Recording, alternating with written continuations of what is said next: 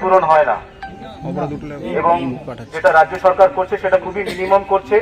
আমরা চাকরিরও আশ্বাস দিচ্ছি। আপনারা সকাল থেকে দাবি করেছিলেন যে চাকরি, টাকার কোনো ক্ষতিপূরণ হয় না, সেটা তো দেয়াই হচ্ছে, আজকের মধ্যে দেওয়া হবে সেটা আমি প্রতিশ্রুতি দিচ্ছি এখানে। এবং চাকরিও যে আছে 7 দিনের মধ্যে তার বাড়ির লোকের চাকরি হবে, সেটাও আমি এখান থেকে প্রতিশ্রুতি দিচ্ছি। এটা হলো নাম্বার 2। নাম্বার 3, ভাই আমার বললো যে বাইরে আমার অনেক পরিযায়ী শ্রমিক ভাইরা কাজ করেন বিভিন্ন জায়গায়, এবং মাঝে মাঝে যে আছে ঘটনাগুলো ঘটছে।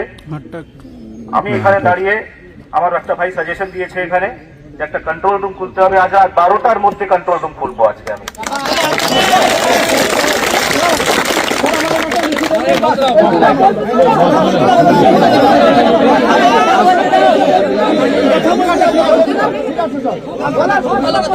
আজ রাত 12টার মধ্যে কন্ট্রোল রুম খুলবো, এবং সেই কন্ট্রোল রুমে 24 ঘন্টা ডিউটি থাকবে মানুষের, 24 ঘন্টা রাত দিনে। এবং আপনার কমিটির 10 জনকে আমি আমার পার্সোনাল নাম্বার দিয়ে যাচ্ছি আজকে এখানে, যাতে কোনো অসুবিধা হয় তারা যদি আমার সঙ্গে, যদি কন্ট্রোল রুমে কোনো সমস্যা হয় আমার সঙ্গে সরাসরি যোগাযোগ করব। আমি রাত 2টার সময় কল করে করবেন, আমি সেটা টেক কেয়ার করবো সবার। আরেকটা দাবি উঠেছে লিগ্যাল টিম তৈরি করার। আমার এখানে 2টো ল অফিসার আছে, 2 জন ল অফিসারের মধ্যে যদি আপনারা অ্যালাউ করেন, আমি একজন ল অফিসারকে আজকেই দায়িত্ব দিচ্ছি এই। আর আমাদের যে লেবার কমিশনার আছে, আরেকজন আমার ডেপুটি ম্যাজিস্ট্রেট আছে, 3 জনকে মিলে আছে একটা টাস্ক ফোর্স করছি। যতগুলো লিগ্যাল সমস্যা তার জন্য আজকে লিগ্যাল একটা টাস্ক ফোর্স তৈরি হচ্ছে।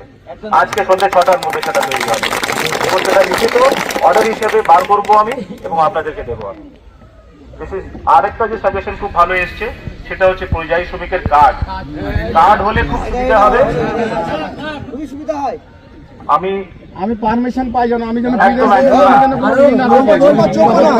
বলছেন কার্ডের ব্যবস্থা আমি ইমিডিয়েটলি এখান থেকে আমি মাননীয় মুখ্য সচিব ম্যাডামের সঙ্গে কথা বলবো, এবং যত শীঘ্রই সম্ভব কার্ডের ব্যবস্থা করার চেষ্টা করবো সবার জন্য।